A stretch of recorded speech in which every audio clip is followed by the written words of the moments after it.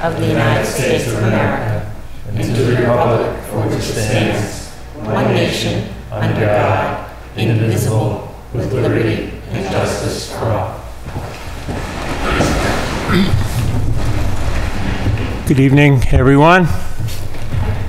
I'd like to announce, in accordance with the requirements of open meeting law, please be advised that this meeting is being recorded and broadcast over the Luneberg Public Access Channel. I have one announcement. The Eagle House Ham and Bean Supper, sponsored by the Eagle House supporters, will be on Saturday, October 20th, from 4 p.m. to 7 p.m. at the Eagle House, 25 Memorial Drive. Tickets are $8. Children 8 and under are $5. They'll have door prize and raffles and a ham and bean supper. Is there any public comment from the board? I would just like to announce, that sounds funny, doesn't it? The Lions Club Pancake Breakfast is tomorrow morning from 8 to 10:30. All the pancakes and sausages you can eat, and it's served up by a welcoming group of volunteers. Come along. Okay, is there any public comment from the public? Please. Hi, thank you. I just came from the Lions meeting, so I'm glad you made that announcement. I'm here for the Luneberg Business Association. Likewise, to make announcements, we now have monthly planning meetings.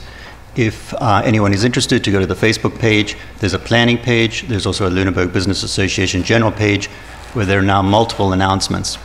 Hopefully, shortly, we'll have a calendar where it would be easy for people to see all these wonderful events going on. Until such time, I'll just make two. I did also come to announce the ham and bean supper. So thank you for making that announcement. Word's getting out. Thank you for everyone attending.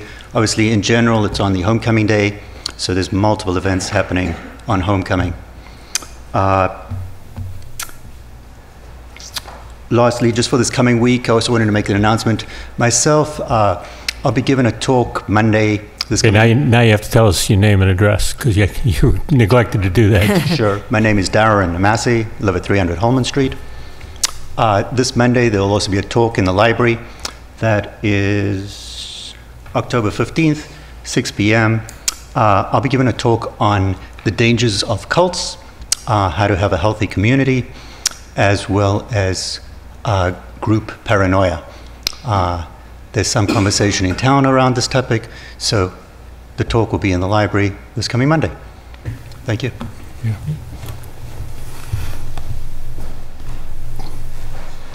Okay. Our first appointment this evening is the toll booth fundraiser request from the Boys and Girls Club. Tom Alonso, 284 Lancaster Avenue, coming as Vice Chair of the Boys and Girls Club Board of Directors. And this is for our autumn toll drive, which we do. So we do twice a year, one in the spring, one in the fall. This is for that on November 3rd, Saturday, November 3rd, from 10 to 2, right here at Mass Ave and Main Street. We've talked with the police chief today. It's pretty standard. He knows what we do all the time. Everybody will be wearing their decorative and fashionable reflective vests and following all the policies of the Board of Selectmen for such drives. Rain date is November 10th, by the way, in case it rains. I would make a motion we approve the toll booth boot drive for Saturday, November 3rd from 10 a.m. to 2 p.m. for the Boys and Girls Club with a rain date of November 10th, same time. Second. Any discussion? All those in favor? Aye. Aye. Thank you all. Thank you. Good luck. Thanks. All righty, our next agenda item is an appointment for the Agricultural Commission. I think the town manager has an update on that. Yes. I'd ask that the board table this appointment until the Agricultural Commission has a chance to meet and vote as a commission on their recommendation. Okay. Next item is the town manager report.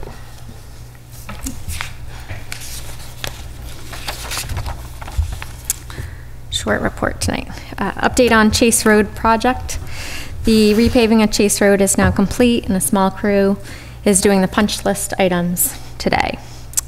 The Get Connected Communications Questionnaire, it was requested at the last meeting to put hard copies at town building locations, and so hard copies are now available at the Senior Center, the library, and the Town Hall. An update on the DLTA business brochure. Montechusett Regional Planning Commission is gathering information through a survey that has been shared on the town Facebook page and the Luneberg Business Association page, and has also been sent out to those involved in the business town partnership meetings. The survey seeks information about annual events in Luneberg, working farms that hold events or are open to the public, and seeks the type of information people are interested in seeing in a brochure. A draft brochure is expected to be ready by early November. And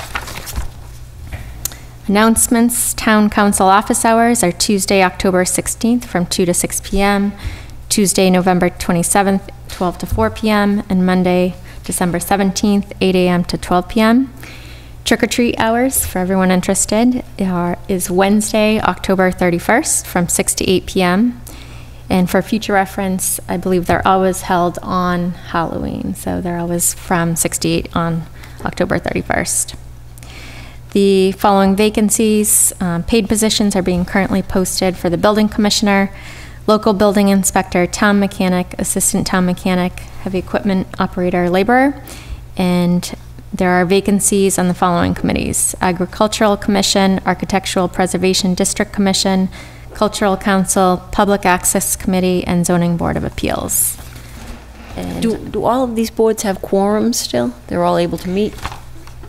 yes. Thank you. And I do have an update from the Conservation Commission regarding the Robs Hill forestry cutting plan, if we want to wait till that agenda topic. Sure.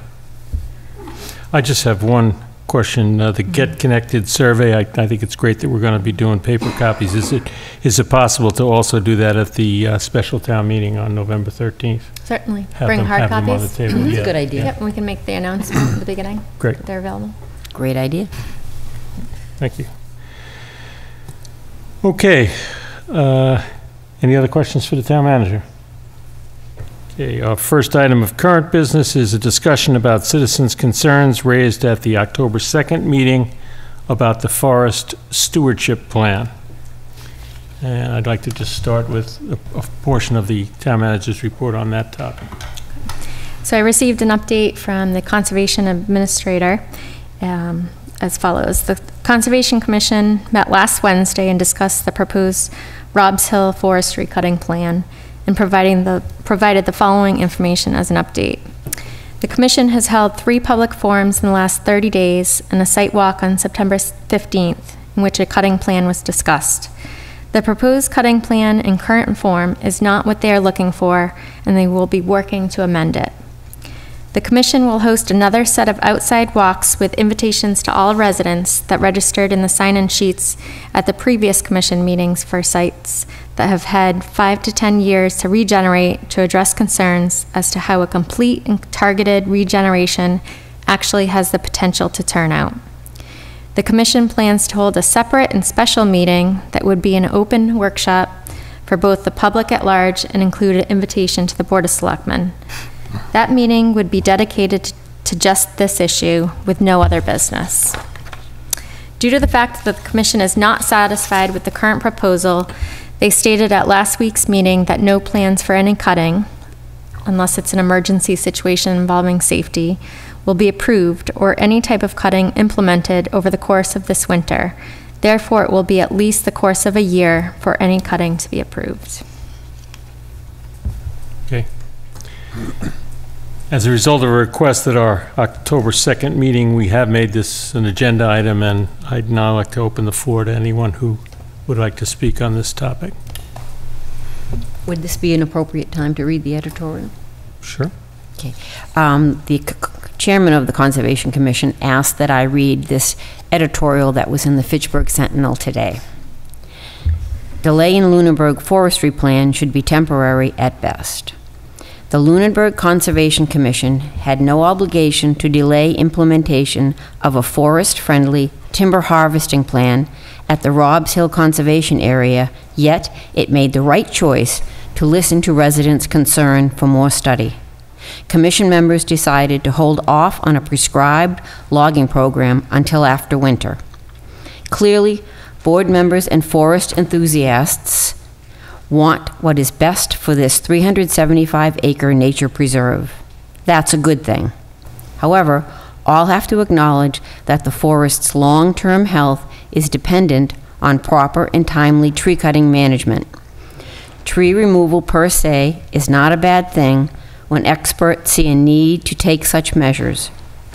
Robb's Hill is at that point, according to Gary Goldrup of the New England Forestry Consultation. Conservation Commission members did not take this issue lightly.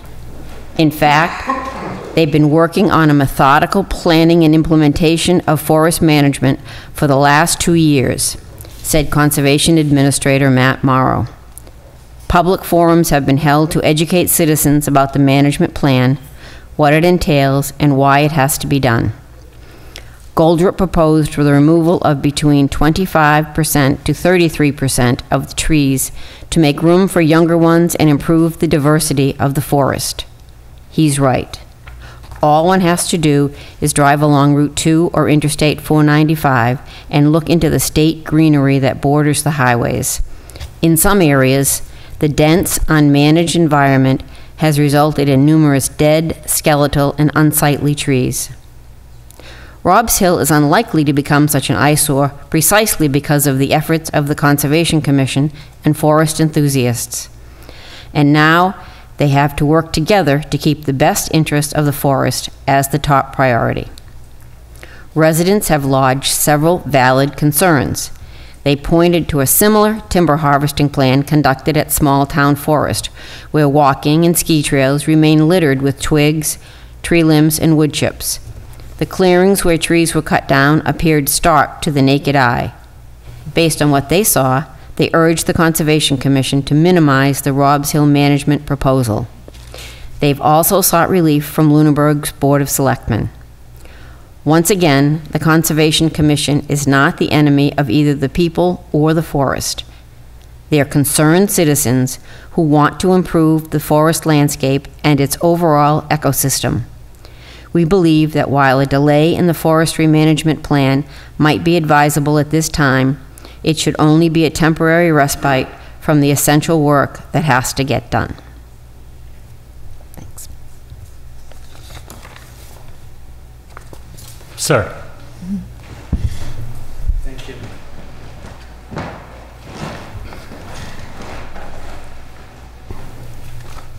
Thank you. My name is Bruce Mann, 463 Burridge. Can I pass some photographs out? You can pass these down. These are Thank you. Small Town. I appreciate you reading the editorial. We have made an effort to be collaborative in this. There was a newspaper article that we made sure that they had both sides of the opinions. They went to Matt. You know, we had them go to Matt. We showed our opinions. This editorial seems to be extremely one-sided. It does not take into account anything that we have been bringing up. I don't know if this editor had done a walkthrough. These are pictures, recent pictures of Small Town. And some of the things that they brought up, which we're concerned about, Gary said that they're marking 25 to 33% of the trees. That's true. There are a lot of trees that are collateral damage. If you look at this, there are massive areas without trees. There are other areas with just thin trees. There are trees that were supposed to be taken down, which look like they were bumped into by the heavy equipment and left up. As I had said previously, I've walked through this. I've seen they're supposed to take down dead trees because we were told those are the widow makers. Those are the ones that are going to fall down and kill us. And they've left those up. This is not 25 to 33%. This is well over 50% of the forest has been cut down. And if you look at this for recreational This is unusable for quite some time for recreational. People use these forests because they go into the forest. They want to be surrounded by the forest. They don't want to be on big, wide roads, even if they clean up the roads, big, wide roads with weeds growing up. We would like the opportunity before they go further, before they get approval from the state, before they do anything, to allow, for people to take a look at it. If you haven't gone out there to see it yourself, it's very dramatic. If you walk out there, you're floored. If you are a hiker or walker, your heart just sinks. We would like to have more time to do stuff collaboratively. We want to go out and educate ourselves. We have found that there is a lot of data, very hardcore scientific data, that contradict what Matt and Gary are talking about. We have found that there are communities which are retaliating for this, such as Wendell, which has been in the papers, and we know that there is a different side to this, and we would appreciate the workshop if we have a collaborative workshop to discuss this. But ultimately, we are the citizens of this town. We pay for our taxes, we pay for Matt and whoever else in the town, and we love living here. And if you take these really phenomenal recreation areas, they're not Mount Wachusett, okay? And Mount Wachusett, the DCR has said, we need to leave this preserved because it's an ecosystem, everything relies on everything else. The theory that you are making a healthy forest, we have an unhealthy forest, is blatantly false if you walk through these woods. It's a healthy forest, it's going through normal cycles. And we need to preserve this. This is to walk through an area with big paths. It's not going to be appealing. And we feel that as the citizens, we really would like a voice in this. And this is not like the commission saying, homeowner, you really can't do this. You can't build this right up to the lake. You can't cut this tree right up to the lake. You can't do this or that. It'll disturb the environment. This is not a requirement. This is an opinion that the forest is dying, which I don't think, if you looked at the forest walk through with us, the normal forest, you'd say it's just a normal forest. It's doing well. It's supporting tons of animals and tons of people in all different ways and shapes and forms. And we would just like the opportunity to do that and not to be railroaded into an opinion.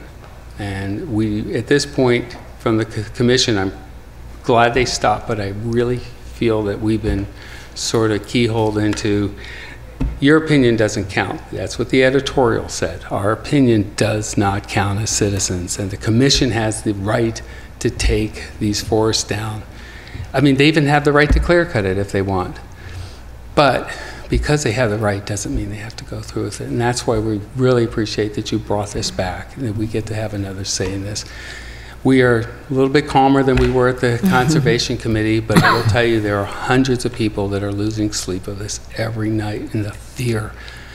We walked through the forest this morning. We look at the dead trees that are now growing fungus and molds, and insects are living in them that we've watched from the time they fell to now that you can go up and crush them because they're feeding the woods.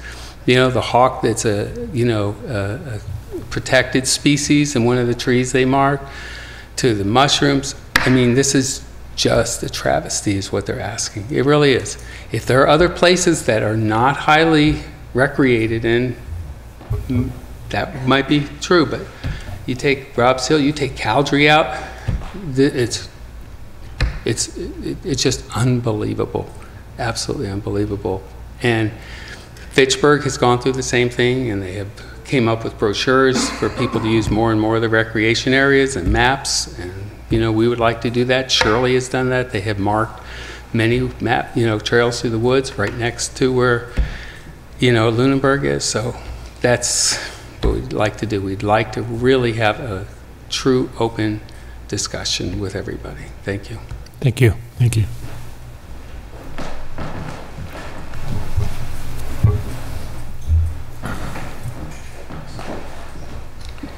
I'm Lisa Lento. I live on Flat Hill Road. When I heard that they have plans to log 5 of our areas, and now they want to expand that and do forestry management plans on every single forest in Luneberg, it's just really upsetting to me. The other day I was walking in Robs Hill, and it's a beautiful area. Where they plan to log is very wet. It's the watershed for Lake Shirley. They have trees marked to be cut 10, 12 feet right next to a wetland. I just feel like they're railroading it through, and they're not going to listen to us. Recreational values are important. You can cut trees and you get a value from the trees, but the recreational value continues in the future. 5 years, 10 years from now, this undisturbed forest that I love so much will never be the same. All those trails are going to be destroyed. It's very upsetting. It's very upsetting. I don't believe that's what you should do with conservation land. You should take the citizens' use of the land into consideration and not just try to make money off of logs. What are they going to do with the money? They don't have a plan for what the forest should look like after, or what they want to do with this money, or they just have this management plan which really doesn't cover the things that people are concerned with. We asked them, well, what about invasive species? Are you going to take? No, we're not going to take out the invasive species. Well, what's the point? Invasive species are something that people talk about with forest management, but they're not dealing with that. There's so many other things I could say.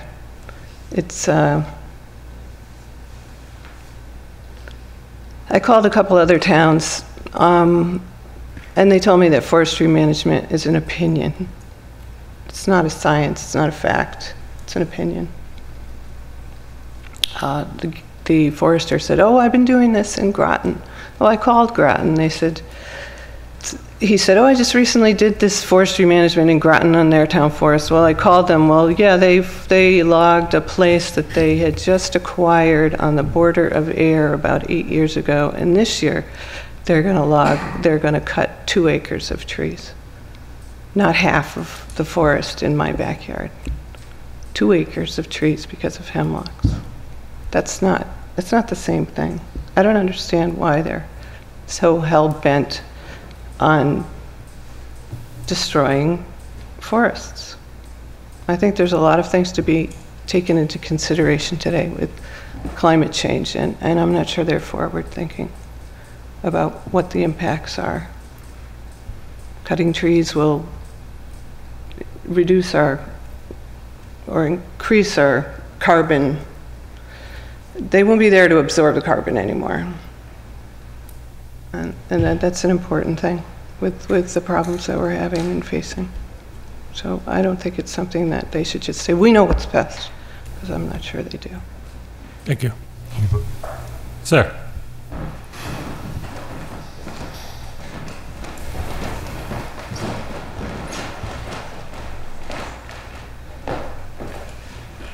My name's Rick Hilton, 21 Longwood Drive. A few things, you mentioned that editorial. They have 365 acres in there. It's only 129 acres that we're talking about, Rob's Hill at least. 25 to 35% of 375 acres, you're looking at 43 acres that they're gonna cut. Another 19 collateral damage, that's right from Gary, 10 to 15% collateral damage. That's not counting the skidded trails. I did bring a map of the skidded trails. On his map that he's submitting to the state, he has them at 7 foot wide. They're going to be 18 to 24 foot wide. And that's just the main skidded trails. Every time they go out to a tree, they're going to cut another 18 to 25 foot path, 24 foot path. So you're talking about devastating that whole area. It crosses the existing paths no less than 6 times. So you're going to be walking down a 4 or 5 foot nice path, and you're gonna walk into a major highway. And it also crosses through wetlands. And we were told by Gary that cutting close to wetlands doesn't apply to this. How it doesn't apply, I don't know, but there are wetland laws as far as staying back from wetlands, and it doesn't apply to logging in conservation land. I have no idea why not. So once again, we got over 100 signatures in just the area. We haven't even started of why we don't want it there. It was purchased, I think it was purchased or given to the town as conservation land, not for profit. I don't know if this is for profit or what it's for. And as far as the dead trees driving down 495 and Route 2, you go in there, they have the healthy tree marked, 3 trees next to it that are dead, not marked. And what we were told is there's no monetary value to those trees, so they will not cut them down. So if it's, you're going in to clean the forest, you're cleaning out the good trees, you're not cleaning out the dead wood. So I don't think they should do it. I think they should stay out of this conservation. That's all the conservation areas, not just Rob's Hill. Thank you. Thank you. Thank you. Sir.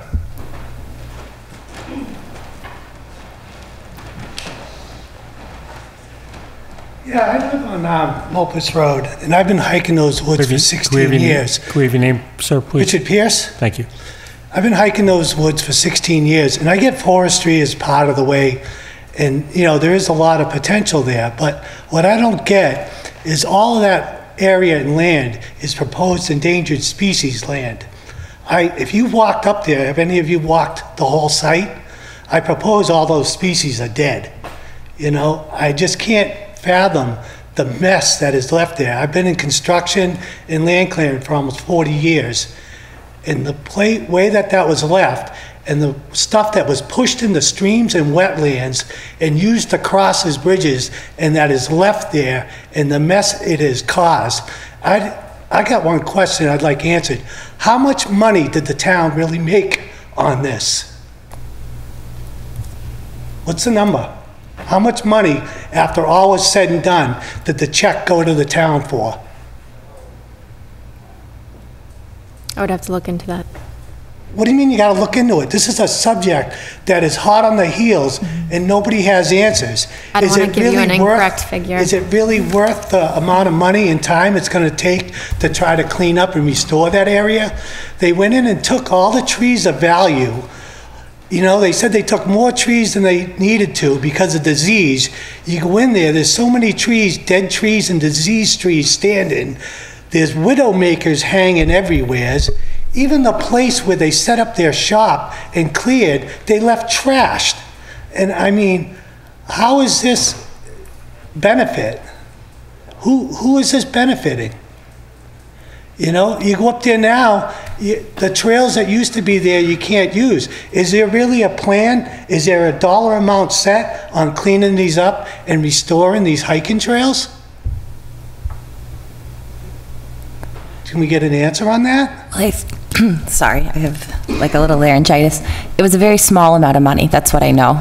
What, was it 3 grand, 5 grand, 20 grand? 20,000. Walk up there and look, is it worth that? No, it's not. You would have been better off having somebody go in there, do selective cutting of trails.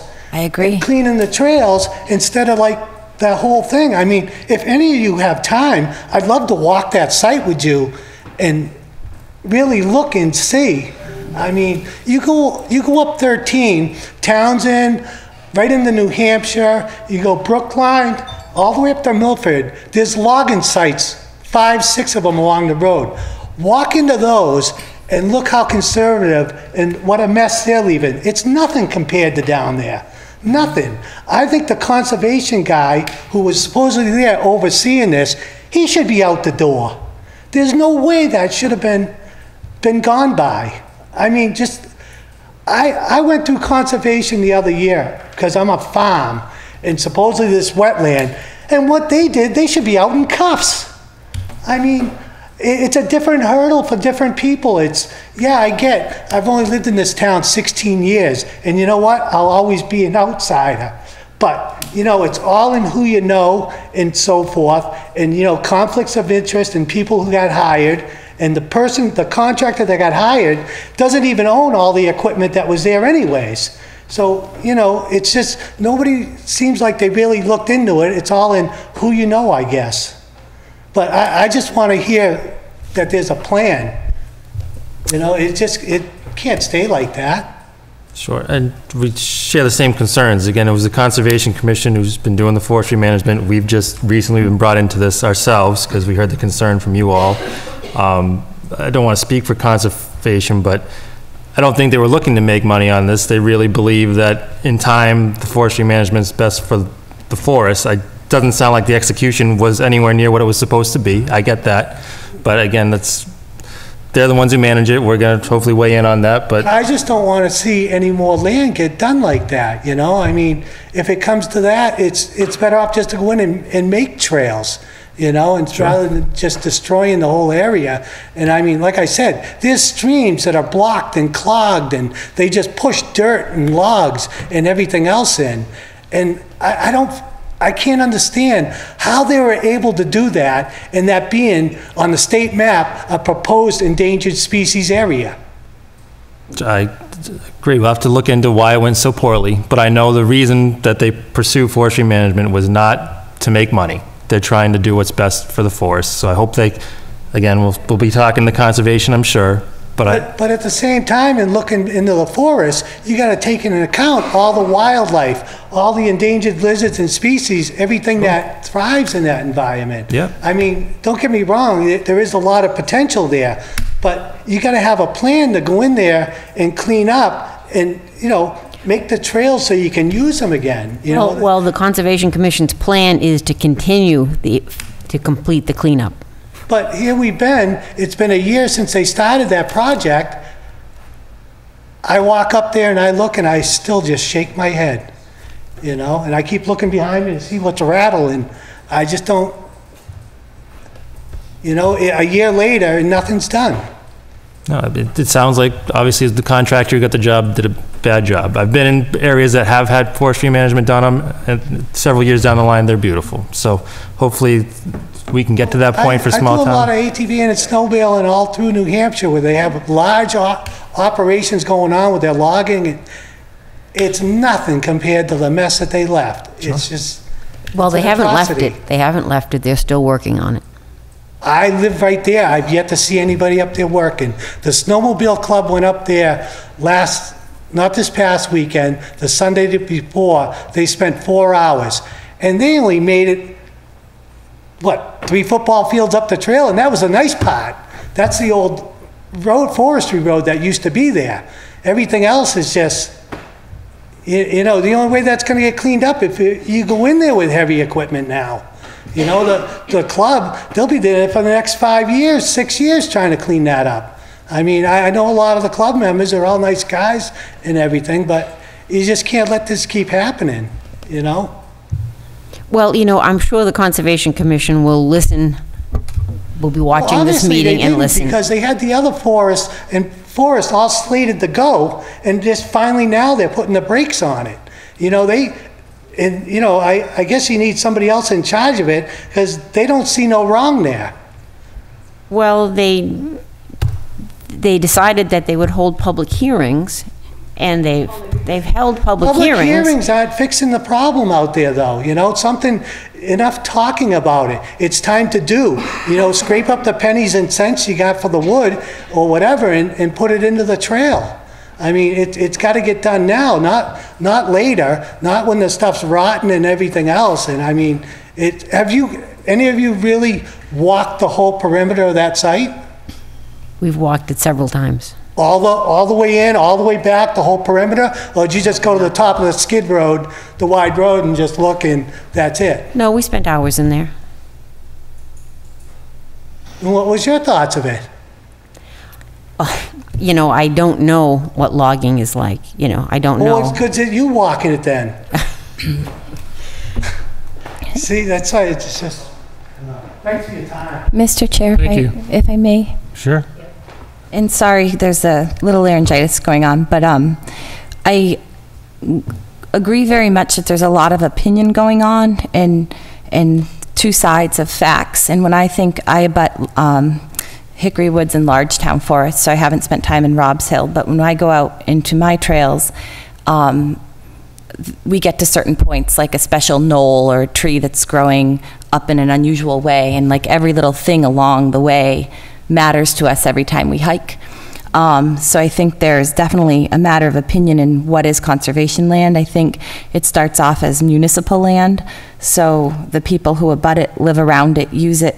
I feel like their interpretation of what conservation is probably more valid than anybody else's.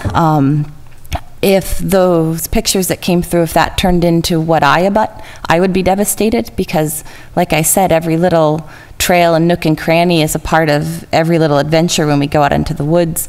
It's part of our habitat to abut these forests. I think there's also a huge range of what forestry is, and I think we're at the point where we should really figure it out. I don't know a lot about it. It seems strange to me to be marking just the good wood. In my mind, removing bad wood would make more sense, but like I said, I don't know enough to really formulate an opinion. But I think what's most important is what conservation land means to people. And even if forestry is the right answer for the forest, it might not be the right answer for the people who use it. And if it regenerates 5, 10 years from now, well, for my crew, that's ages 11, 8, and 5 who go out and adventure in our trails. In 10 years, they're going to be, you know, what, in college or something. So I feel like the idea of a decade and what that means for the people who use it, it's not just a simple thing, and I think it's really should become a large topic, since there is this really extensive forestry plan that's going to spread all around town, and really appreciate what the land means, and not just, I mean, what's right and wrong. I think a lot of it is an opinion, because in my woods, even if you say the forest is healthier, if we go and destroy it, I'd have to stop and be like, no, not for me. Healthier is I can go out on those trails and get to that knoll where there's that gigantic pine tree that we all love, and so on and so forth.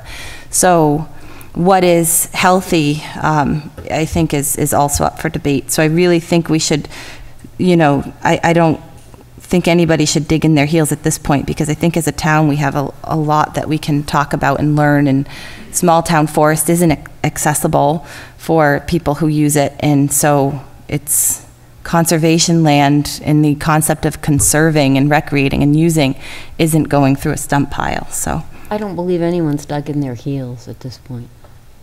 What about the editorial? How nasty it was. We're going to do what we want. If you want to speak, I need you to speak at the microphone. And just to close out, this is just sort of my feelings and interpretation, and I think we all have to have the chance to share that without constant rebuttals on just sort of this really important topic. And that's all. Sir. Oh, I'm sorry. No. No, go ahead, sir. So I've been in town and out of town for most of my life, and been in several of the woods individually, in the fire department and EMT and other things like that. This is a resource of the town. The state law provides that the Conservation Commission is in charge of the property as a result of the town meeting action to convey it to the conservation's jurisdiction. Just factually, the state law provides that if there is a state-approved forestry plan, the Wetlands Act does not apply. The assumption is the state's taking that into account. It's not just town land, it's other land that private people, if they have a forestry land, they have to meet those standards too. That being said, I'm not happy with the way the property turned out, the pictures. We take our dog through various woods in town. I like when they're a little bit wider trails because I'm not running into the bushes, but 18 feet's too wide for me too. At the same time, I've also seen regeneration of property. So where do I stand on this? I don't know. It looks like there needs to be something done for management, but what the level of that is, I'm looking forward to I'm going to take the commission at their word, where they're going to have additional sessions and talk about this, and that in the short term, you now can sleep through the winter and then start worrying in the spring, but that nothing's going to be done without public input. So I look forward to hearing the information on all sides. I don't think there's two sides. I think there's all sides on this. Because this is property that is going to outlive all of us. So I look forward to the input. I appreciate the activists that have come out and the ones that couldn't make it here tonight, because I think it's important to have that feedback to the Conservation and to the Board of Selectmen. And just to mention it, forestry is only done in the dead of winter when the ground is frozen, so nothing would happen in spring either. You can go right after him, okay?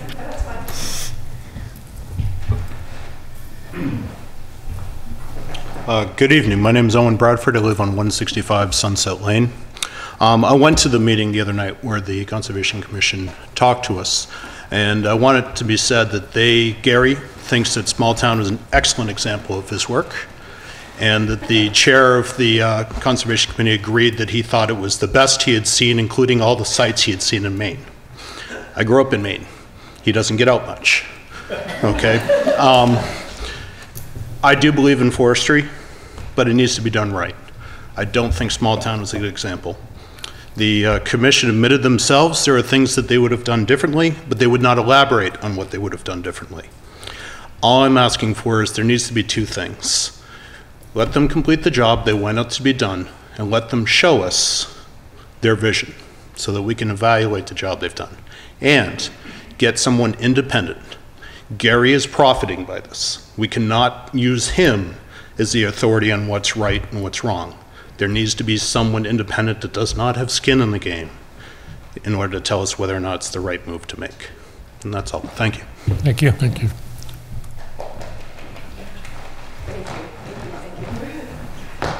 Lynn Mann, 463 Burridge Street. Mr. Ebersol, I really appreciate what you said, and I appreciate that all of you are really trying to work with us. I think that's very important. I think that I have a couple of things to say. One is with respect to the trees regenerating, there are a lot of trees that are this big around that are marked for demolition in Robb's Hill, and I'm sure there were in Small Town too. Those trees are 100+ years old. They are not coming back in our lifetimes. We are going to see trees today. A group of us went out to Petersham and went in the Harvard forest, and we could see they had examples of selective harvesting and clear cutting that was done in 1920 and 1992. So in 28 years, we could see what the forest had grown up, and there were all these little spindly trees all over the place. 28 years, you get a spindly tree. You don't get a tree that's big around, that's this big around. That is not coming back in our lifetime. And so we have to think about that in terms of, people who walk through there. We love the big trees. Those will be gone permanently for the rest of our lives. Another thing was that the editorial that you read, Mrs. Luck, there were a lot of factually incorrect things, particularly in the beginning of that article. I'm not going to go through them at this point because I can't remember, mainly. But we could rebut a lot of that stuff, and we could back it up with articles and with science as well. I think what happened was we had called, as my husband said, we had called the Sentinel and said, please come walk through the forest with us, and please also contact the Conservation Commission. And they did that, and they reported on both sides, and then somehow whoever the editor was only contacted the Conservation Commission for that rebuttal. And so it's very one-sided and really not very accurate. So I would like to just say that. And also you made a comment that they only go up in the dead of winter. So they did. I'm not sure if they went up in December or January, but it was winter when they went up to do that. But it was during a warm spell. So the ground was supposed to be frozen. It was not. It was thawed. And it made deep, deep ruts in the trail that are still there to this day. So I don't think that we can necessarily say that that rule was followed. And then in terms of the finances that somebody else mentioned, I think it would be really beneficial if we could see whether there were conflict of interest forms. Are there relationships between the forester and the loggers, or anybody on the Conservation Commission and the forester? I mean, I don't know whether the town does conflicts of interest. I've been in public forums before where everybody has to sign conflict of interest forms for everything. I think it would make us feel better if we knew that there were, in fact, no conflicts of interest. And then I really do appreciate having the extra time. I didn't like that they said it's a done deal, that the editor of the Sentinel said it's a done deal no matter what, even though we have an extra year. That was disturbing to me. But the Conservation Commission didn't say that. It was in the editorial. It was in the editorial that this is okay. So we're not doing it this year, but we're going to do it next year. That's the way it's going to be. But that was just the editor's opinion. That wasn't the Conservation Commission speaking. Right, but where did he get that from? At any rate, so we had asked for a few things. The Conservation Commission was really very gracious, actually, when we went to them, and they did say, okay, we're going to make small town forest a showpiece. We didn't define what a showpiece was. I'm not sure how you regenerate 100-year-old trees. I'm not sure how you make a trail that was 6 feet wide and now is 30 feet wide back into a 6-foot wide trail. They said, well, there will still be some debris on the side, but we'll clean up the actual walking parts. I'm not sure why people would want to walk there in that case. So, I mean, but there was give and take, and they were willing to listen, and they met some of our requests. They said also that they would give us areas to go visit that had been logged previously and were regrown, and we are very interested in seeing those. So just two other quick things. One is, while we were sitting here, I got an email from somebody who's directly abutting, and it's not clear where her property line starts and where the actual entrance for the equipment is going in. It looks like it's going to be crossing her property line. That has not been checked out. She was never notified. So that could be a violation. She just asked that I bring that up at this meeting. That's Donna Crow at the end of Burridge Street. And then I have one question and then I'm done. In terms of the open workshop, I'm not sure what is meant by that. So that's a question that I have for you. Do you guys know what the open workshop means? Oh, open workshop. Does that mean that they're going to present something and we would not? Or does it mean that we would be able to have a debate? Because I think that they're going to present a very rosy picture and we would present something very different. And depending on who comes to that meeting, if we're asking town people to come and get educated, it seems to me that there needs to be two sides presented, or multiple sides, as people have pointed out, presented at a forum like that, and not just logging is great, you know, the roses are going to come back and the bees are going to buzz and the birds are going to sing again. So that was all I had to say. Thank you very much. Thank you.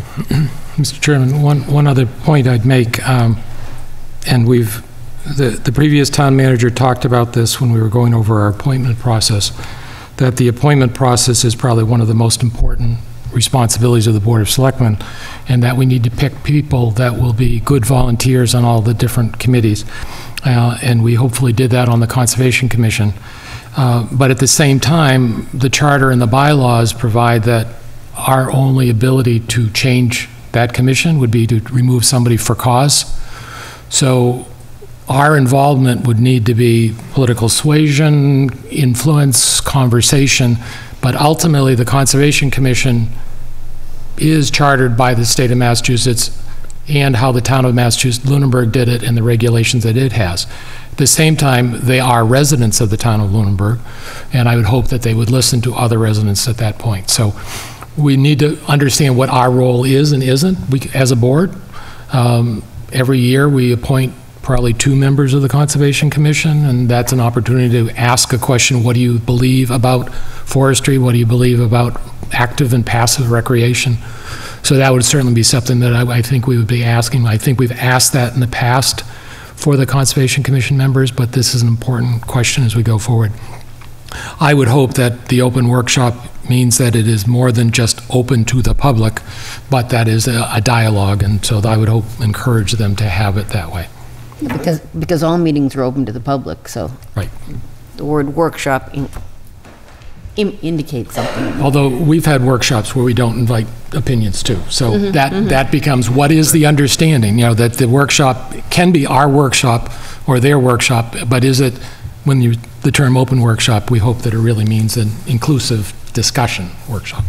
And also, Mr. That would mean that we should be invited to be presenting along with them. So that, the comment that was just made was asking that the residents be participants in that workshop as well and invited to participate. And that will be passed on to the Conservation Commission through the town manager.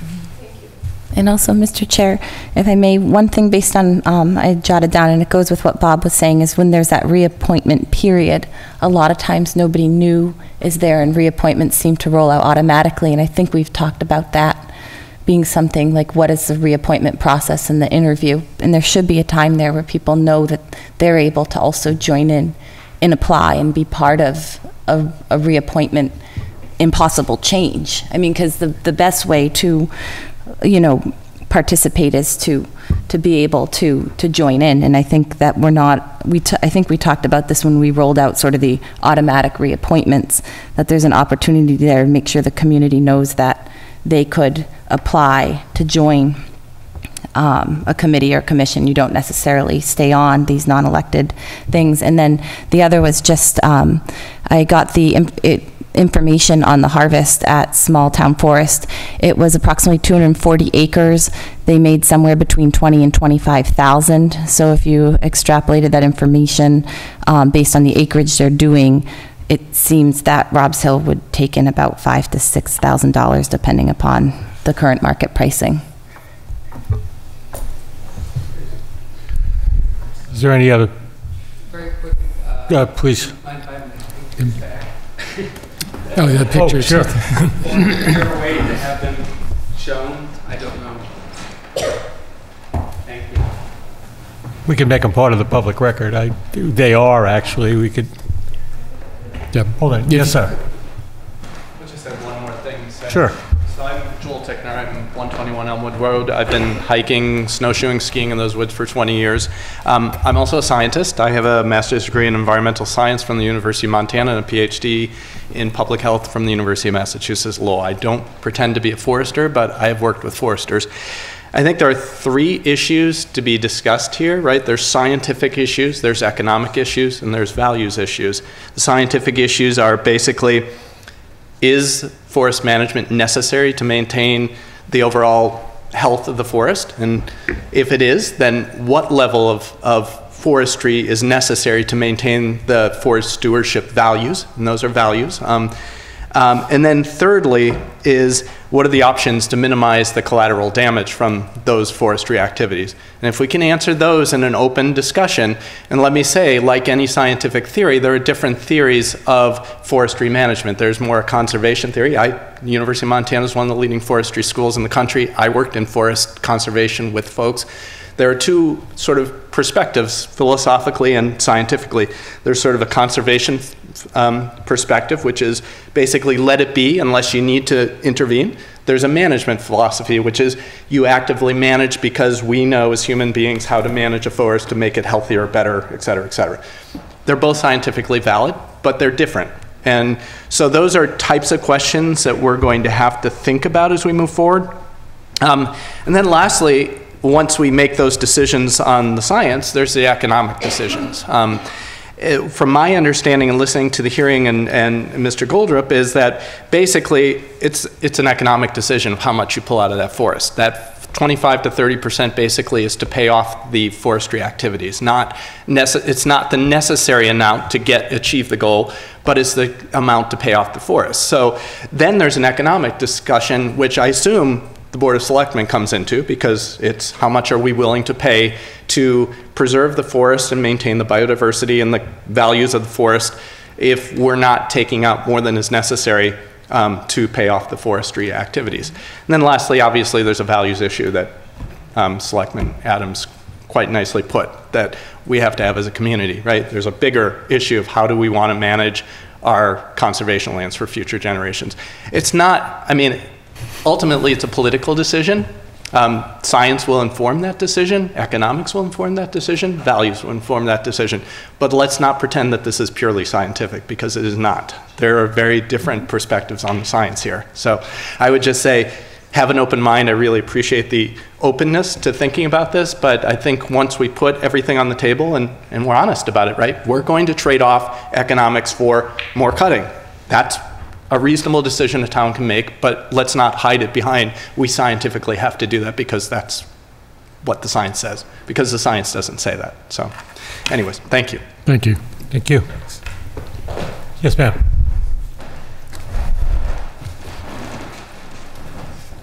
Hi, I'm Laura Bowsam. I live at 48 Robs Hill Road. And I got together with Linda, who's here tonight, and we started this petition back in the beginning of September. And we walked around Robs Hill Road, Robs Terrace, Sunset, Burridge, and Flat Hill. And we got 99 signatures asking not to cut. And I can give that to you. The Conservation Commission has a copy, so I know that. And everyone I talked to had a story to tell me about how they walk with their kids, they take their dogs for a walk, they ski, they snowshoe, they mountain bike. Everyone was out there doing something. And there were a few people that said, there were 2 people that said, go ahead and cut, I don't care. But everyone else was concerned. And they don't want it done. And I don't either, because it'll be really sad to see that happen. So, thank you. Thank you. You. Yes, ma'am.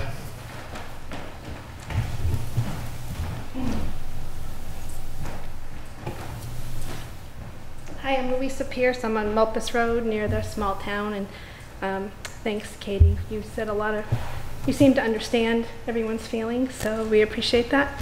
And I think just thanking everyone for coming out tonight to stand up for their own forests, because when I heard they were going to do forestry in small town, I was fine with that. I understand forestry a little bit, not a lot. I was okay with that, because there was going to be a plan. I was quiet and just let it happen. And it's great you're not being quiet and not going to let it happen, because what happened in small town forest is heart-wrenching. I've lived there 16 years. I have horses and mules, and I've been so lucky living the American dream. Ride across the street and have gorgeous trails and ride my horses every day. I no longer can ride my horses there. I now have to trailer my horses out of this town to ride. And now some of the forests you're talking about we can ride in as well. Where am I going to have to go to ride now? I mean, I had the American dream. My dream is gone, because all I would like to know is a timeline. Are they going to clean it up and make it safe for people to walk their dogs and to ride their horses again? It's not safe to be in those woods. There are lots of widowmakers, like they said, and just the amount of debris. I mean, if you step on that with a horse's hoof, it's going to come up, it's going to stab them right in the belly, and they're going to be dead. I love living here. It's a great town, great people, great restaurants, and I had, all my friends were jealous, because I had gorgeous trails across the street. They're gone. Can't use them. So it's great you're standing up for your forests. Thank you. Hey, please.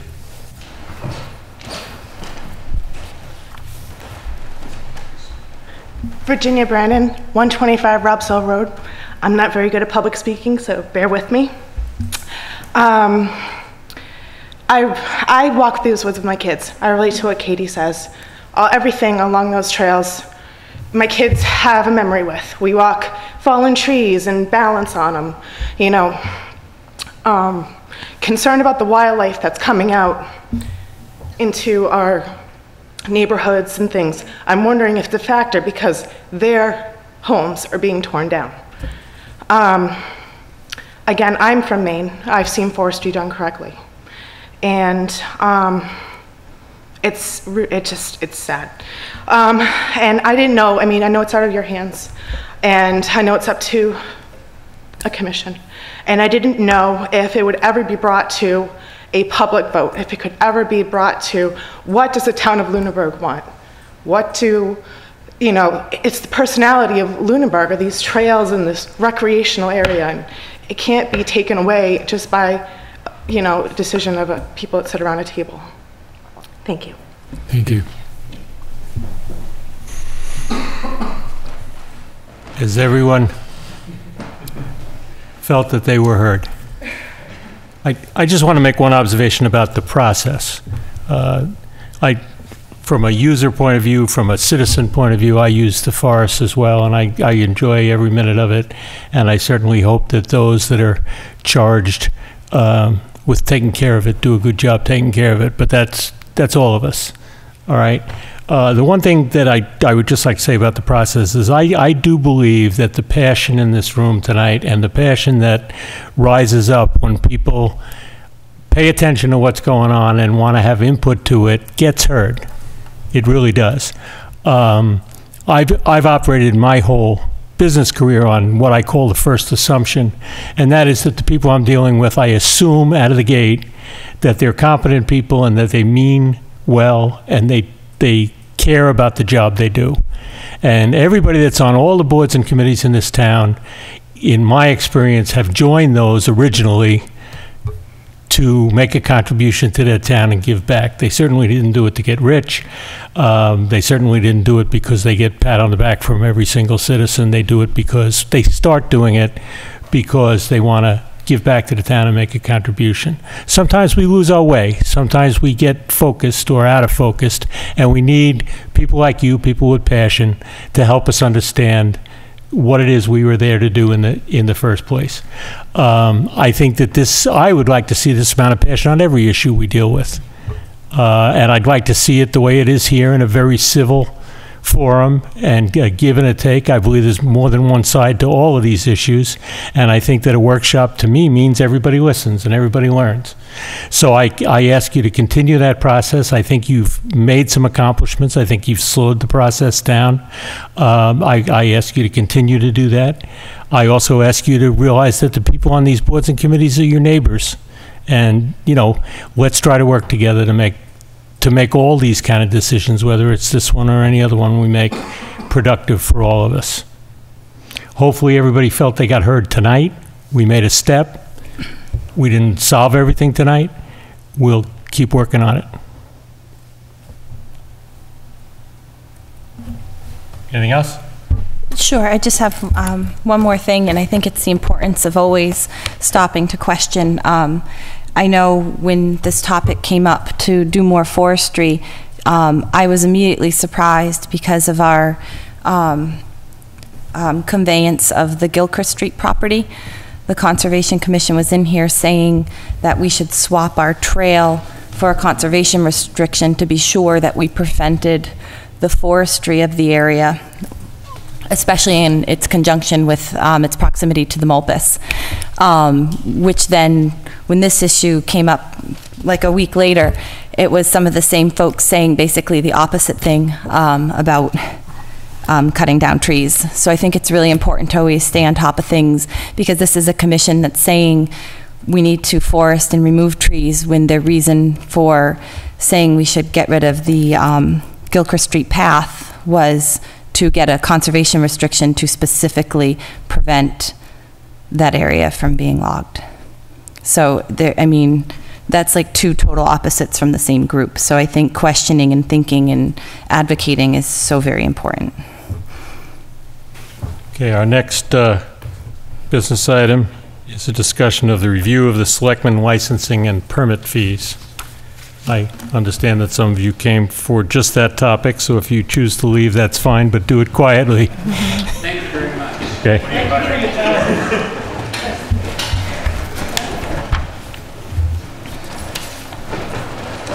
Thank you again.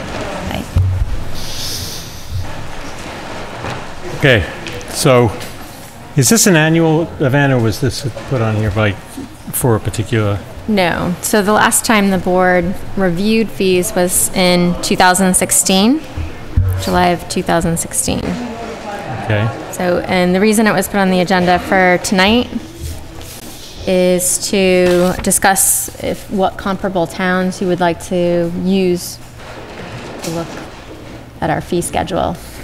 Yes, okay. I can tell you, I think in your Google Drive is the list that was done from a December 2015 survey, and it included 7 other communities. Can I ask a question? Does the state regulate or give us advice and guidance and how you can structure fees? I mean, can we charge any fee we want? Does it need to just compensate us for whatever efforts the town puts in, or is there some wiggle room? Do you know what I mean? There are certain permits and licenses that stipulate by Mass General Law the maximum you can charge for that license or permit. And that's why in the updated chart, I asked Elaine to put the Mass General Law reference in a column. So we can go back so which and look at those maximums. And we so can if there isn't a maximum, then you can, you know, let's say somebody who is charged a fee says, that's a ridiculous fee, I don't accept. Can they challenge it in court? Not that that I'm aware of, but it's for, it shouldn't be it's an administrative fee for the work that goes into the process for renewing licenses, processing the paperwork, submitting it to the state agencies. So it kind of needs to be justifiable. It's not a tax. Right. But I mean, the fee needs to be justifiable. If someone questioned it, you have to say, listen, it takes us X amount of hours to do this, and X amount of hours to do that. And so that every fee you need to be able to justify. It's not arbitrary, if that's what you're... The question I would have is, like, for instance, on the restaurant all alcohol license, if you go to a big city, those are pretty big fees. Ours is $1,450, Townsend $1,500, Leominster $1,000. It's almost like you could come up with, I don't know if you could come up with a schedule for all license depending on the size of the business, whether we could come up with something like that if it was like an Olive Garden that did a lot of business versus a mom and pop store that does less business. I don't know if you can come up with different standards of tiers on that.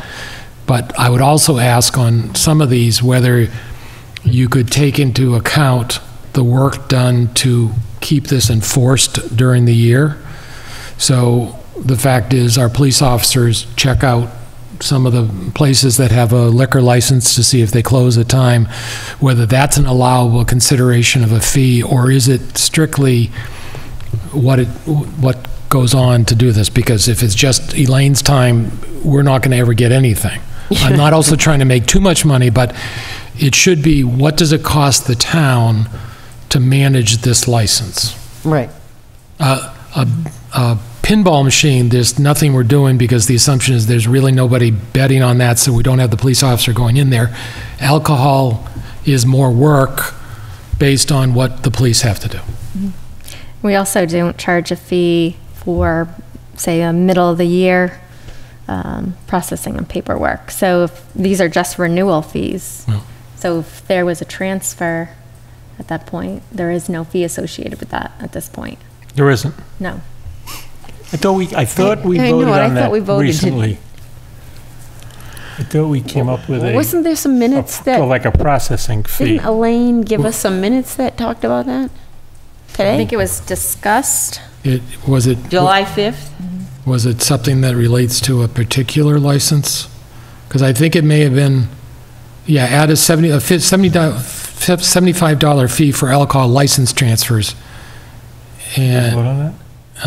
That's there. That July 5th minutes. July 5th. But that's the only one that we did. In the cloud. So we don't have transfers of other licenses during the year. Okay.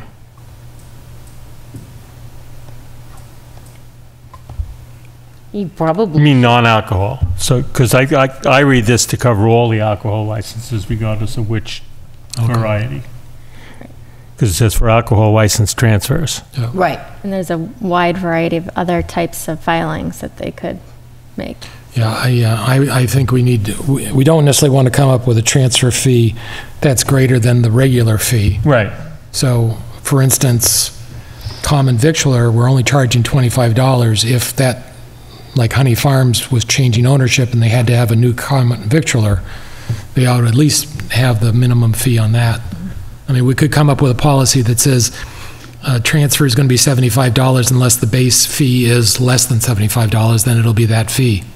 Oh, that's a good idea. You know, that way it's self-executing as long as it's not too unreasonable.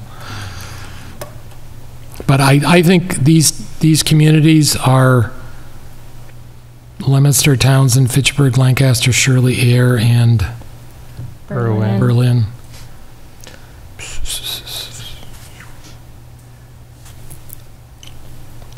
I think those are reasonable ones to, I'm trying to think.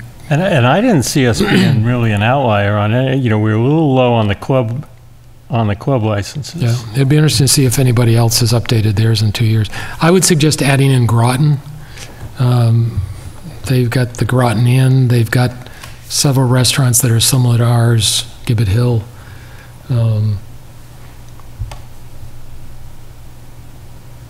But yeah, I'd want to see what all the towns are in 2018 versus 2016. Well, it does say updated 2018, but what does that mean? But that updated with the Mass General Law, not updated with the fees. Oh, okay. Thank you. See, I don't know. I kind of figure we did the exercise here, and I didn't see us having any outliers. No, but I'm saying is that if you've got other communities that dramatically increase their fees, we should look at them again. These haven't been updated yet. Okay. I think it's always good to stake. My theory on fees is that you don't want to go 5 or 10 years and then double the fee. If the fee is slowly going up, it'd be better to slowly increase it over every 2 years or 3 years. Then it's a matching inflation as opposed to, oh my God, our fees are too low. Now, I've noticed these are all very, flat figures like $100, $25, but could you set up an equation where you very slowly inflated a very small amount and just have that be a standard growing, and I mean, I just mean very, very small, but like each year it goes up about such a, like what inflation is or something like that. So they slowly evolve themselves up. Because otherwise I feel like it's inevitable that you always reach that point where you're like, whoops, they all need to go up by 30%. And I know everybody looks like they want to have it say, I mean, I don't think it would matter if the fee for a jukebox was $35.25. I mean, they're all very clean numbers, but I don't know if it would matter if they weren't. So is there a little calculation where you can just have it built in to very slowly inflate them? Or you could match property taxes and do it 2.5% a year. You have an override for a busy bar. That's right. But the fact of the matter is they should go up, and if you built in a slow and steady, then it would be very undramatic because everybody would know what to expect. You'd even be able to calculate out what the license would be the following year, how many dollars it would go up by. The other thing I would suggest doing in light of some of the public comment discussion is that before we actually vote on any proposed changes, that we ask the people who get these licenses for their comments. They're all going to tell you it's too high. The only one that jumped off at me is the fact that we don't have a fee for the Sunday entertainment. Yeah. I don't see any difference between that and weekday in terms of the amount of administrative work that goes along with it. So I think it should match the week. It is a separate license, but I think it should have the same fee. I agree. Or the weekday covers 6 days and Sunday is a single day, so you're prorated. Same administration. Same administration, that's what it should be. And on those items, I also go and I'd ask Heather if Mass Municipal Association, the fact is a weekday entertainment or Sunday entertainment, we are asking the police chief, the fire chief, the Board of Health, other people to weigh in on some of these licenses and maybe inspections. And if they have their own inspection fee, that's one thing, but if they don't, then we should be having some things that there's some sort of consultation fee. How much time do you think you need to collect all this data to come back to us? I would say probably one of the first meetings in November, because we only have one. When do they renew? More. December. Okay. That'd be good. That would work. Okay, so there's no action other than a little more research, right? And we'll add Groton. Yeah, add Groton, yeah. Alrighty. Let's see, minutes. We have minutes for our 9/11 meeting and the joint meeting with the Water District as amended on the 26th of September. Warrants?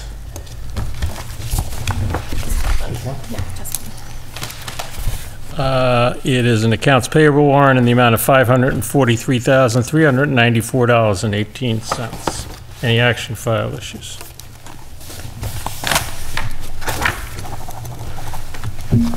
Okay. Any committee reports? I have a couple.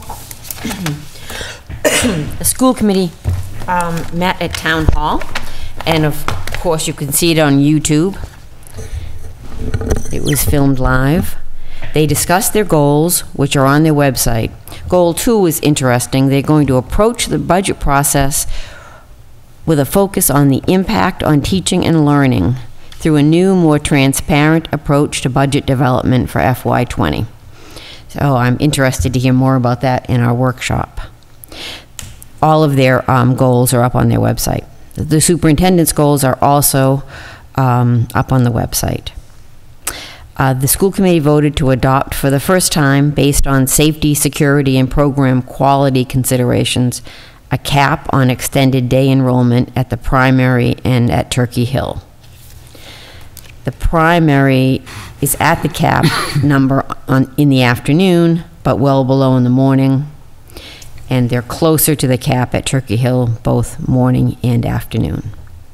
Their next meeting will be the 17th in the middle high school and will be taped for broadcast at a later date, not live.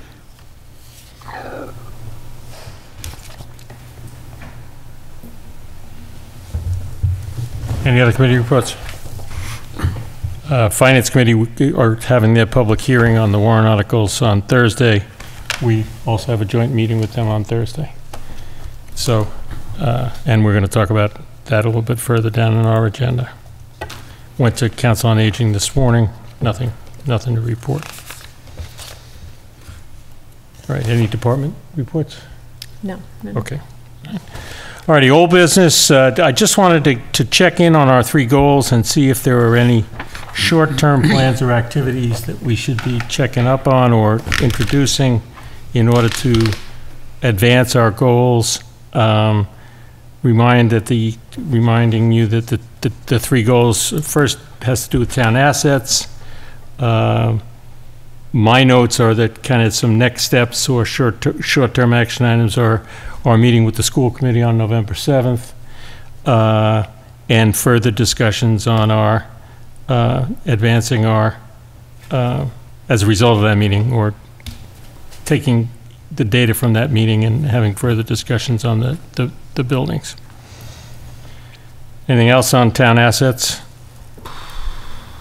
Anything we should be doing in the next month or so? I guess go back to the, which we've talked about in the charter process, the inventory of town assets, just making sure that that's an easily accessible on the website of what is conservation land, what is land under the jurisdiction of the selectmen, what is the school, what are the buildings, the capital asset plan, as far as equipment, just making sure that we know what is it that we all agree on what we have. The other thing we talked about is the maintenance required for each of those items, which is a bigger project. So what is it to maintain land, what is it to maintain a building, and what is it to maintain the equipment? Maybe it shows that, but I look at a lot of that done by the capital planning committee. Okay. Public satisfaction through community involvement and public outreach. My notes, just I think the survey instrument is a good first step. I was disappointed in the amount of people that responded based on the last one. certainly look for ways to broaden our ability to get input. Maybe paper surveys at certain places would help. I think we have to keep hitting it on the town social media pages as well. Yeah, I think the idea tonight of doing the survey at town meeting is good, and maybe even having flyers available at the polls. I don't know if you can give out anything there for a survey, but someplace you have a captive audience of the people who actually tend to vote for things would be good too. I think the other thing we need to do is, and this is tough, to anticipate the controversial issues and create the community involvement either immediately thereafter or in anticipation of the issue, so that it doesn't blow up and then it's got to be fixed afterwards. It can be anticipated that it's going to blow up and then say, all right, we've got a forum. You don't want to create an issue where it's not going to be an issue. It's like that last survey, how do you get your news? A lot of people may not respond because they don't care one way or the other. So that's different than I want to give you my opinion on the forestry plan, and I want to give you the forestry plan of my neighborhood versus across town, and you're going to get different people interested at different times. So I don't know how you do that, but some of it goes to when we set our agendas. You know, when I was talking about the license permit fees, even if somebody says the fee's too large, we've given them an opportunity to give them an opinion. They say, you know, I've got, you know, when Ember's Pizza comes to us and they said they've got a business in Leominster. Okay, what's it like to do business in Leominster versus Luneberg?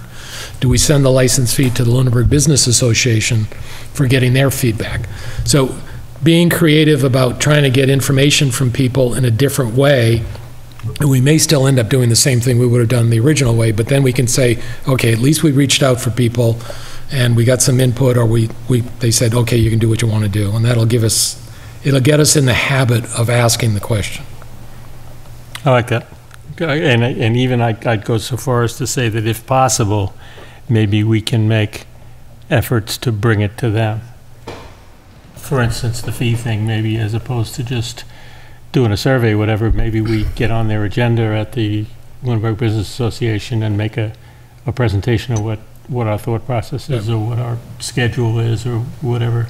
And that's an opportunity to explain how you came up with a fee. Right. And then they get to say, well, all right, we understand it now. Maybe they never did. Right. How do we structure this format of notifications, and for what? Like, we all know I got really involved in the Gilchrist Street path, and no abutters of that were notified, and that was, you know, land conveyance of their backyard. So I would just wonder when and how we would dictate that that'll definitely happen, so one group wouldn't say, well, you chose to notify and participate here, but you didn't there. So I hate to say it, but it needs like a policy and a procedure so that you can say the reason we notified, or how we notified, or when we're notifying is under this specific path. Because if not, then we're still gonna, I don't want to arbitrarily choose when we reach out and when we don't. And I love the idea of notifications to pull people in, but making sure that it's done very consistently. Have I ever mentioned I like consistency? So, but the only concern I have is that we have limited time for doing notification. So I'm not using the term pilot, but I think we need to be aware of it first, then start taking some action, and we can figure out when do we get to the policy stage, because the fact is, we're not going to be able to notify everybody for every single thing we do. We do notify people by our warrant, and now the town websites allows people to do some subscriptions. It's but anytime every single thing. If you go to, you know, toll booth. Thank you. A fundraiser has been controversial in the past about stopping people in the center of town. We're not going to invite the entire town to come talk about that every single time. Maybe occasionally we do that. So I think we need to try. I mean, when Ms. Adams started talking, I remember all the way back to my first year on the planning board, and I wanted to do something as far as outreach, and this is back when Marion Benson was there. They said, oh no, we can't notify those people because then everyone will expect they get notified, so we can't notify anybody. And that was just we didn't do any outreach because we didn't want to start something. Didn't want to have anyone, didn't want to establish a precedent and an expectation that people will be made aware of everything. And I don't think it was the right thing to do to not do anything, but that was a strong way of thinking for some time, that you don't want to start a precedent and then people expect that you notify them, and then they say, what the heck, I wasn't notified. Right, and you know, we do post agendas, and the agendas do say everything we're going to discuss. You know, people do have the opportunity to be informed, and if we have a policy, and then, you know, what are the ramifications if we forget to notify someone? So I think you need to be cautious about what it is that you... Yeah, but I don't think that's the reason to abandon outreach. I just want to give, that's just a memory that came up when she said that. Yep. And I think it's a balance of the two. I mean, Right, you don't want to set that precedent, but you don't want to do nothing because you're afraid of that precedent. Right. Right. That's what I'm trying to say. I don't want to do nothing because I'm afraid of that. And I'd always want to have an answer to why we would be able to go for outreach for license holders, business holders, but maybe not a neighbor of a project, and how we would define when we sought the participation. So I think the real goal, especially since communication's been lingering here for so long, is to implement, you know, where the week before an agenda or what's upcoming, it would have to be more than a week, I guess, to notify and how to notify. But I think it would be great to draw in people every time there's a project to hear like we did, because I feel like the outcome will always be better.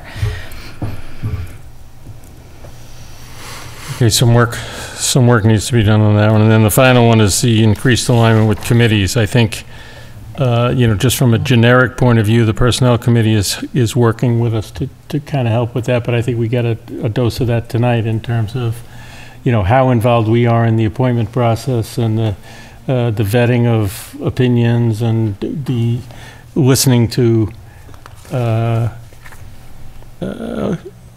input from current board members, users, people that are affected by various boards.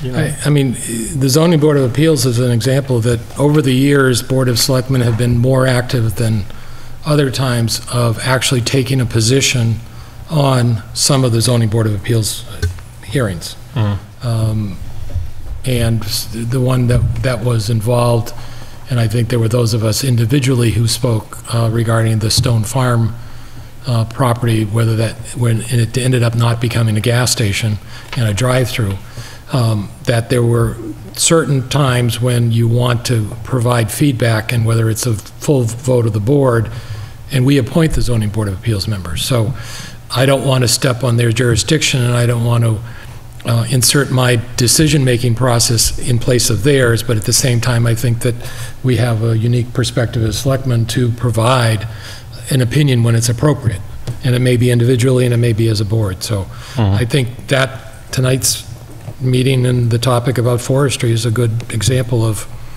how do we provide this, and now discussion with the Conservation Commission over the next year will be a good test case of our process.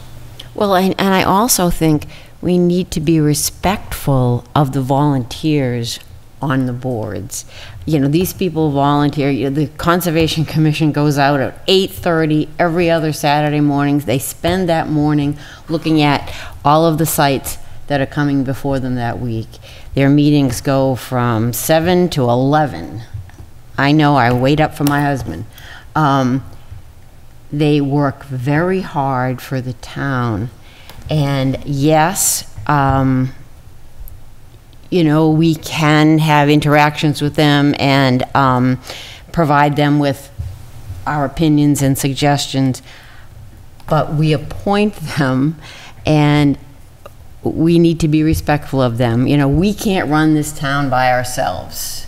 We need all of these volunteers. You know, we're a small town. We don't have a large payroll, so we depend on these volunteers. And we need to be respectful and encouraging and make sure they understand that we trust them to do their jobs. And I think that's where we need to communicate with them what and they need to communicate with us about what they're doing for their job so that there is the communication, and you don't just appoint people and then they get to do everything by themselves, even though they may technically, because if you choose not to reappoint somebody the next year, it really shouldn't be a surprise. It should be a philosophical discussion. We think you've done various things like that, so it's the same thing for employee evaluation. We should be letting them know, here's what we like, what you've done, here's what we don't like, what you've done. You still get to be respectful, and I certainly agree with that part. Now, do we have a liaison to the Conservation Commission right now? We're not liaising. So, you know, I guess that's, they have one meeting a month that's on YouTube, but the other meeting is not. So if we don't have a liaison, then we know less about what they're doing. And I think that's what we're trying to figure out, is that how do we communicate with these committees without going to every single committee member? Because I don't think that's the way to do it, because it's one person going who then filters. You know, when I went to the Sewer Commission, I used to be on the Sewer Commission, so I had a certain filter of what I thought was important. Somebody else might think something else is important. So what we've been trying to do is have the committee talk to us, whether we go to their committee or they come here, and they explain to what they think is important, and then we get to react to that. I think that's where we need to have more of the dialogue. I also appreciate Heather's town manager reports have started to include some department head reports too, where you hear from the planning director, and I think that helps. Yeah, but those aren't committee and board reports. You know, those are personnel reports for managers. I think the reason that this rose to the level of one of our 3 goals is because we know we need to put some work on it. But I personally, I think my opinion is to move away from liaison as the way to do that and do it more board to board. And we have to figure the right way to. So then that's a lot more meetings. That's not one person. Could be, not necessarily, Or but it could be. When Heather does the town manager report, it's like this great summary. Would there be a way once a month to compile from each, or maybe not quite once a month, but to compile the same type of thing we can read off? Well, the Conservation Commission is currently working on this and that. The Planning Board is working on their bylaws. Because when it's read off and it's all information, and I think it connects it back to one space. And after hearing that, it's like, okay, oh yes, the Chase Road, the Summer Street. It goes through all these things in little summaries, and I think. Well, that's what a liaison did. Well, I mean, this would remove the personal interpretation, because I can come and say, I don't know. I just want to finish my thought.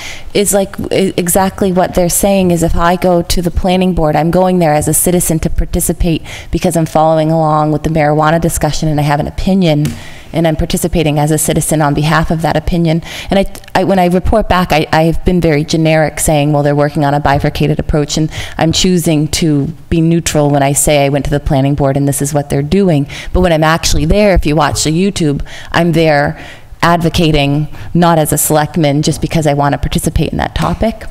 So I think if we could get it in as a summary submitted from the board or committee, then they're giving their interpretation of what they're doing, they're submitting it, and it's not getting relayed by somebody's interpretation. I think it would be nice to have something read where the Conservation Commission would like to inform us that they're continuing their forestry management plan. Well, maybe that would have been read in the spring, and then people might have been like, well, what forest? You know, I think it would be neat to get that information rolling, and then it's being dropped ahead of when it's happening, via some type of report that gets submitted to Elaine or somebody from the boards and committees, maybe every other month, maybe 6 times a year.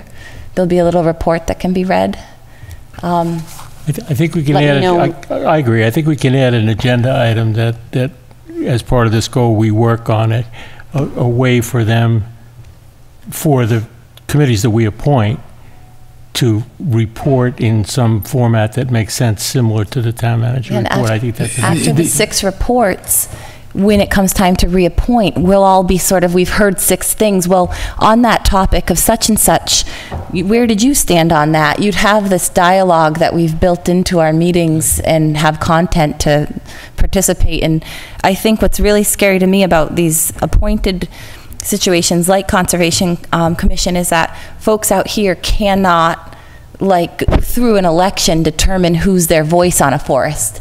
it's through us that it gets appointed. And so I think maybe we have more responsibility with appointments than has happened. We saw when it happened this time that we were just like, yes, yes, yes, yes, yes. And then we're like, wait, we don't have a process of really analyzing why we just reappointed everybody. We don't always reappoint everybody. I'm just referencing the only time I participated, which was this year, and that did happen because it triggered discussion. I know, but you bring that up every time, that we always reappoint everybody, and I want to point out again that we don't always simply reappoint.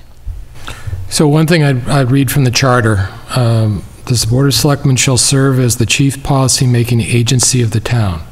The Board of Selection shall be responsible for the formulation and promulgation of policy directives and guidelines to be followed by all town agencies serving under it, and in conjunction with elected multiple member bodies to develop and promulgate policy guidelines designed to coordinate their operation of all town agencies. Provided, however, and this is the important part, that nothing in this section shall be construed to authorize any member of the Board of Selectmen, nor a majority of such members, to become involved in the day-to-day administration of any town agency. It's the intention of this provision that the Board of Selectmen shall act only through the adoption of broad policy guidelines that are to be implemented by officers and employees serving under it. Taking that to the conservation, what's the general policy guidelines that the town should have on the value of logging? So, and I'm not taking a side on that, but I'm just saying is that, yes, the Conservation Commission has a statutory authority to do it, but what are the policies that have been adopted or not adopted? And we have a duty to be involved in that.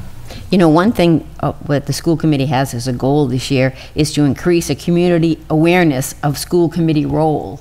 You know, because kind of just like the way people come before us, people come before the school committee and ask them to fix things that they have no authority to fix. Yep.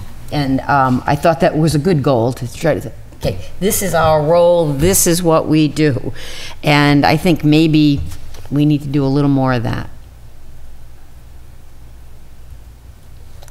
So I think that tells me that we could certainly use an agenda item on this going forward to spend some quality time on it. Yep. I agree. And there have to be other communities that have struggled with this as well throughout Massachusetts, and the Mass Municipal Association should be able to give us some feedback on what some of the best practices for people that have been involved in that. Right, you know, because we're a small town. We cannot afford to have a huge legion of paid employees doing all of this work. Agreed. Okay, we'll continue to visit our goals, and I've still been struggling on how to put this on the agenda and make it, you know, it's something we can discuss and vote on. What we'll try to do is when we drill down on any of them, we'll expand that out as an agenda topic and talk specifically what we're trying to accomplish at that particular meeting. And the other thing I would suggest is that tonight's agenda was review and discuss, and we did review and discuss, but we didn't vote. Right. So if we are going to vote on something, we need to notify ourselves and the public that we may vote on a particular item, and the idea would be is that that material would be sent out in advance. That's how we operate anyways, but I just want to make the distinction that, yes, we can talk about this, but when it gets closer to the vote, then that's the concept of the additional public outreach and comments and other things like that. Okay. All right. Old business discussion about special town meeting warrant articles, including articles the board may add to the warrant. Votes may be taken. So there's a... I can take it over. Sure. That'd be terrific. Right. So in your Google Drive is an updated draft to the special town meeting warrant. A couple of the article numbers have changed. The planning board articles, the order was switched around to their preference of when they'd like to come up for discussion, as well as the noise bylaw, noise control bylaw is now Article 8. And this is to keep in line to do general bylaws and then zoning bylaws subsequent to that. There is an additional citizens petition. It's the Article 15. And that is to transfer, see if the town will vote to transfer its right, title, and interest to the land at 174 Northfield Road rear, shown on Assessor's Map 41, Block 3, Lot D, from the Board of Selectmen, for which said property is held, to convey all of such property to Deborah St. Vrain on such terms and conditions and for such consideration as the Board of Selectmen deems appropriate. And that did have the sufficient number of signatures. So that's a disposition of land that we would have to follow. Is that the procurement law, even though we're not procuring? Yes, we'd have to see what the value of the property is, and then it would follow whatever. Okay. So I guess the question is, when will we have somebody come in to talk to us about that, or when does the warrant close now? Thursday at 5 So we p.m. won't be having anybody to talk about all of these. I would make a motion that on all articles, we make our recommendation at town meeting. I'll second that for discussion. Yeah. We are going to jointly meet with the Finance Committee at the public hearing on Thursday night. And if you recall, we had a situation last time where traditionally we sat at the side table and listened to them and voted on whether we were going to support or not support. I find it helpful if we can put our vote in the written warrant article if we can. So if there's presentations Thursday, maybe we want to, done in a different way, stop the, alert the chair of the Finance Committee that we're about to take a vote, do our deliberation or vote, whatever, if we think we have enough information and to vote. Just a comment. I could look at it either way. I'm fine with pulling back. The assumption is, will we have on Thursday an article dollar amount for number one? No, we will not have. So any ones we don't have the number, right? Yeah. So I'll hold on making those motions to that point. My assumption would be is that if we don't have a number, we'd wait till town meeting. If it's a general thing like appropriate the net premium for the general obligation, we don't have to have a number. Here in the Charter Review Committee report on all the zoning articles and the general bylaw, I'd want to have a presentation. I don't think you're going to have are they going to do a presentation on the salary admin plan change? I can present the proposed amendments for the bylaw changes, the survey. I'll present information that may be tabled, depending on, they have a meeting on October 17th. That'll be after the warrant closes. Correct, but we can so still you're going to put it on the warrant and yeah. you might pass over it. Correct. Okay. Mm-hmm. And then noise bylaw, and then the zoning. I'm not prepared to take positions until I hear things. I've got questions on those. Okay. Other people can have opinions on their own, but the moratorium on marijuana, we want to hear the discussion on that, and plastic bags, and the transfer of the property. So I will withdraw my motion with the permission of the second. Sure. And let's revisit it on Thursday. Yep.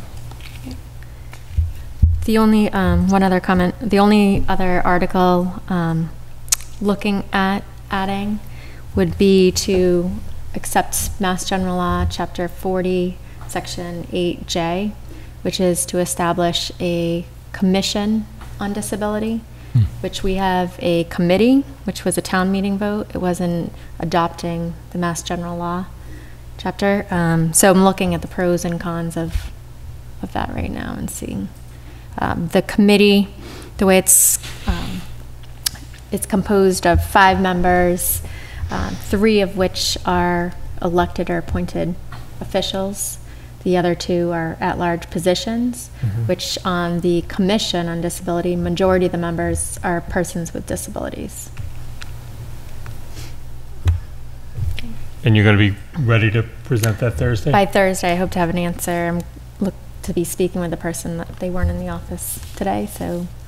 And that would be an additional article to the 15 we're looking at here? Yes. Okay. And you're going to try to decide whether it's advantageous or not to turn it into a commission, and you're going to give us your recommendation on that. Okay, great. Thank you for doing that work. You're welcome.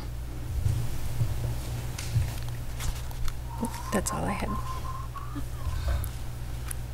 Any questions or comments on the warrant for tonight? Everybody planning on being there Thursday? Is it 7? 6:30. Is it here? Yes, yep. We'll start off on the floor because we'll be doing a discussion on the finance policies, starting off that, and then I think the finance committee will come to the stage to conduct the public hearing at 7:30. Okay, thank you. You're welcome. So we're going to have a quorum, that's my only question. Yes, I'll be there. Yes, okay. And we would, if we participate, we have to have microphones and be audible and all those type of things. We'll let PAC know.